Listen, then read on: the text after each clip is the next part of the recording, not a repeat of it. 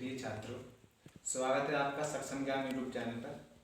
और आज हम इस वीडियो में आपके लिए लाए हैं कक्षा 10 विज्ञान का जो टॉपिक है प्रकाश का परावर्तन तथा परावर्तन के नियम।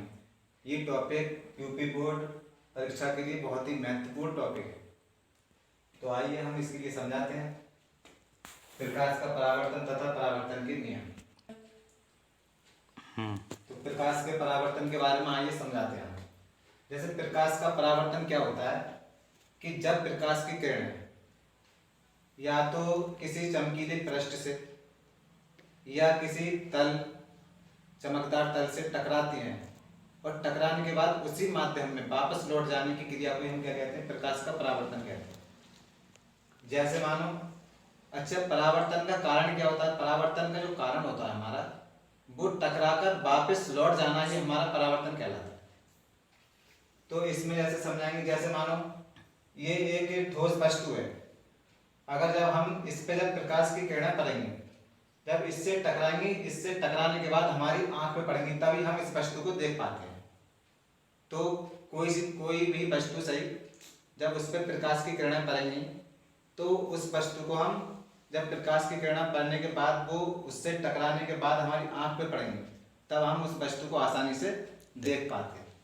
तो देखो मैंने इसमें लिख दिया है, इसकी डेफिनेशन लिख दी है कि जब प्रकाश की किरणें किसी चमकीले पृष्ठ या मैंने बताया किसी चमकीले पृष्ठ सही या किसी चमकीले तल से टकराती है तो पुनः वह उसी माध्यम में वापस लौट जाने की घटना को हम क्या कहते हैं, प्रकाश का परावर्तन कहते हैं। जैसे मैंने इसमें फिगर में समझा दिया है, आपके लिए दिखाई दे रहा होगा कि ये मानो हमारा कोई दर्पण है और नीचे की साइड ये क्या हमारा पॉलिशदार की हुई है ये दर्पण है। दर्पण पर क्या है, हमने पॉलिश कर दी नीचे।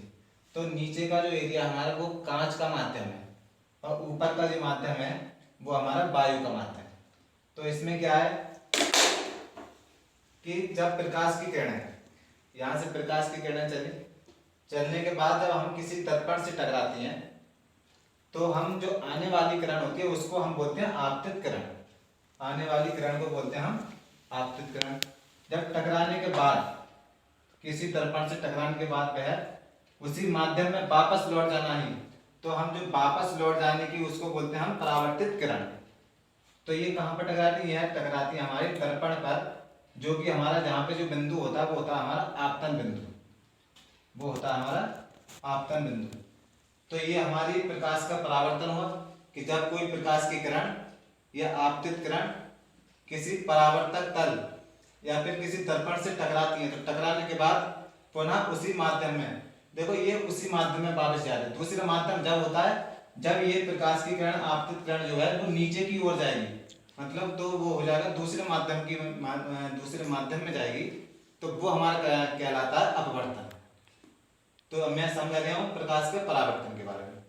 तो जो किरण हमारी टकराती है, टकराने के बाद उसी माध्यम, देखो वायु का माध्यम है, वायु के माध्यम में ही रहती है। तो क्या होता है बच्चों कि जो आपतित किरण होती है हमारी वो नीचे न जाकर के, मतलब नीचे वाला माध्यम जो है वो हमारा कांच का माध्यम है, नीचे ना जाकर के वह वायु के माध्यम में ही रहती है। यानी कि वो रहती है हमारी परावर्तित किरण जो होती है वो हमारी वायु के माध्यम में ही रहती है। तो हमारा वो कहलाता है प्रकाश का परावर्तन। अब हम इसके बारे में समझते हैं कि प्रकाश के परावर्तन के नियम के बारे में समझाएंगे।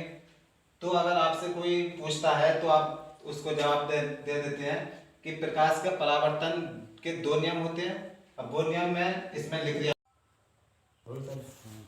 हाँ छात्रों, तो अब हम समझाएंगे प्रकाश के परावर्तन के नियम। तो प्रकाश के परावर्तन के 2 नियम होते हैं, वो अब हम इसमें फिगर में समझाएंगे आपके लिए। तो इसमें क्या होता है, जो आपतन कोण जो होता है हमारा, आपतन कोण कितना होता है I, और परावर्तन कोण क्या होता है R। तो ये आपतन कोण I तथा परावर्तन कोण R ये आपस में क्या होते हैं, बराबर होते हैं। जैसे देखो, जैसे आपतन कोण I और बीच में क्या है हमारा, बीच में ये है हमारा अभिलंब। तो आपतन कोण I और बीच में जो है हमारा आपतन बिंदु पर क्या है, अभिलंब जो है। तो यहाँ से यहाँ तक की जो हमारा कोण बन गया वो बन गया हमारा I डिग्री का।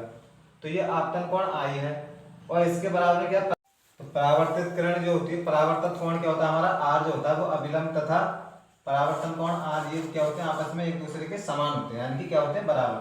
तो हमने लिखा है पहले नियम में कि आपतन कोण आई तथा परावर्तन कोण आर जो कि आपस में क्या होते हैं, बराबर होते हैं।